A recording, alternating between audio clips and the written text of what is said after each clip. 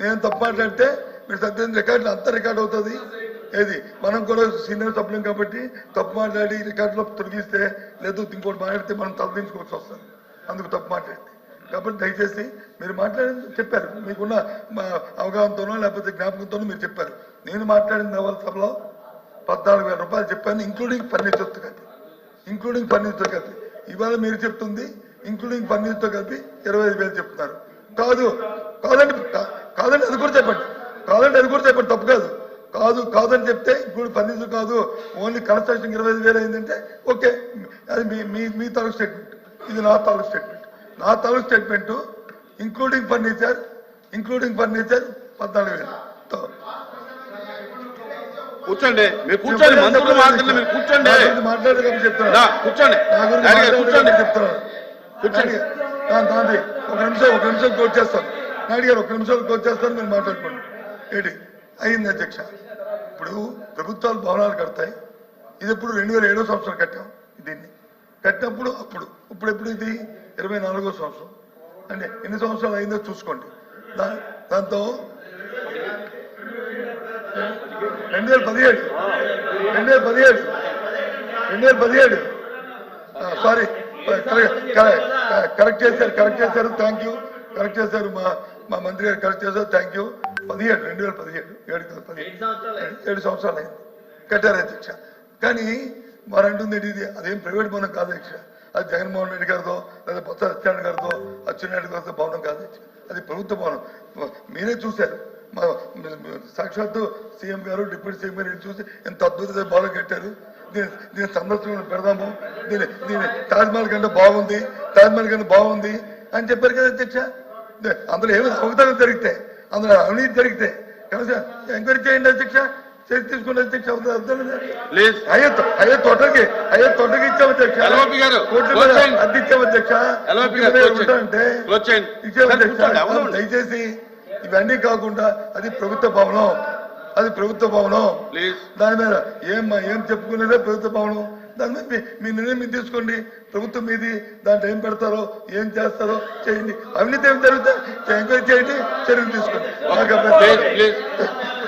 మంత్రి గారు, క్వశ్చన్ ఎందుకు వచ్చిందంటే ఇది బేసిక్ గా వాళ్ళు దేనికోసం అయితే చేస్తామనేటువంటిది ఉటంకించారో దానికి భిన్నంగా ఇందులో సిఆర్జెడ్ అనుమతి పొందినటువంటి 9.88 ఎకరాల కంటే ఎక్కువ భూమిని అక్రమంగా ధ్వంసం చేయడం జరిగిందనేది ఫైండింగ్స్ వచ్చినాయండి వాళ్ళు వేసిన సబ్ కమిటీలో. ఆ సబ్ కమిటీ తర్వాత మళ్ళీ గౌరప్పన్ గారు అనేటువంటి minister of environment and forest చెందినటువంటి వారిని కమిటీ వేసి మళ్ళీ దాని మీద ఎంక్వైరీ చేయించారు. ఇవన్నీ జరిగిన మీదట ఒరిజినల్ గా అయితే మనకి జీవీఎంసీ నుంచి కానీ లేదా సిఆర్జెడ్డి నుంచి కానీ అప్రూవల్ ఉన్నమాట వాస్తవం, కానీ దానికి డీవియేట్ అయిపోయి ఎక్కువ ఏరియాని ధ్వంసం చేశారనే దాని మీదే కోర్టుకు వెళితే కోర్టు కమిటీ వేసిన సబ్ కమిటీ గౌరప్పన్ గారిని వేశారు, వాళ్ళు దాన్ని ఎంక్వైరీ చేస్తున్నారు. అందులో బేసిక్ గా కొన్ని తప్పులు ఉన్నాయనేటువంటి మాట స్పష్టంగా వాళ్ళు చెప్పారు. చెప్పిన మీద మళ్ళీ ఇంకో కమిటీ పడింది. ఆ కమిటీ యొక్క తీర్పు వచ్చే లోపలనే గౌరప్పన్ గారు చనిపోయారు. ఆ తీర్పు ఇంకా మనకు రావాల్సి ఉంది. దాని తర్వాత ఇందులో వీళ్ళు గవర్నమెంట్ ఇచ్చినటువంటి ఆర్డర్లో క్లియర్ గా వాళ్ళు ఏం చెప్పారండి, in the GO second read above, government have issued orders constituting a committee of officers to identify suitable transit accommodation for setting up of camp office for the chief minister and accommodation for supporting seniority functionaries anar. Idi which is deviating the original approval. ఇది ప్రస్తుతంగా నేను చెప్పదలుచుకున్నది కూడా అదే.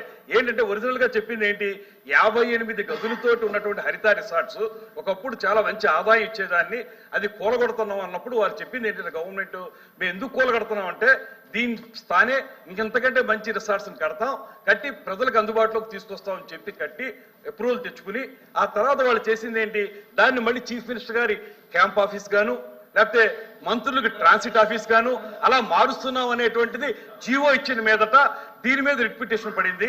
తర్వాత మేము వెళ్ళి ప్రత్యక్షంగా చూసినప్పుడు కూడా రిసార్ట్స్ అంటే ప్రజలకు అందుబాటులో ఉంటే ఏముంటాయండి, అది చిన్న చిన్న గదులు 58 బదులు పోనీ ఇంకా బాగా చేసి విశాలంగా చేశారంటే పోనీ 40 గదులు ఉంటాయి, కేవలం 7 గదులు మాత్రమే ఉంటాయి. అందులో కూడా స్పష్టంగా వాళ్ళు చీఫ్ మినిస్టర్ గారి కోసం అనేటువంటిది ఇందులో ఉటంకించారు. ఇది ప్రజల డబ్బుని ఇప్పుడు ఏదంటే టూరిజం డిపార్ట్మెంట్కి ఏమీ ఆదాయం లేదండి, టూరిజం డిపార్ట్మెంట్ ఉన్న ఆదాయాన్ని పెంచడానికి వాళ్ళు చేస్తుంటే ఆనందం. చీఫ్ మినిస్టర్ గారి విలాసవంతమైన భవనం కోసం చేస్తాం, లేకపోతే ప్రజల డబ్బుతోటి ఇవన్నీ వాడుకుంటా ఉంటే ఎందుకు మనం ఒప్పుకోవాలి? నేనే కాదు, ఏ పౌరుడు ఒప్పుకోకూడదు. ఈ రాష్ట్రంలో ఏ పౌరుడు ఒప్పుకోడు. ఎందుకు ఒప్పుకుంటారు? ప్రజల డబ్బుతోటి వాళ్ళు ఆ రకంగా చేసుకుంటా ఉంటే అక్కడ డీవియేషన్ వచ్చింది.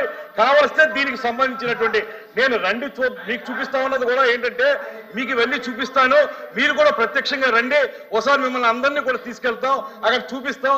జరిగినటువంటి అన్యాయం కానీ, జరిగినటువంటి దుర్వినియోగం కానీ, డబ్బు ఏ రకంగా వాళ్ళు నొక్కేశారో అది చూపించడానికి మిమ్మల్ని తీసుకెళ్తా ఉన్నాం. కానీ రండి తేల్చుకుందాం అని చెప్పడానికి నేను కుస్తీ పట్టడం లేదు. దయచేసి అర్థం చేసుకోండి. Question number 13532 minister for roads and buildings. ధన్యవాదాలు అధ్యక్ష. ఏ ప్రశ్నకు సమాధానం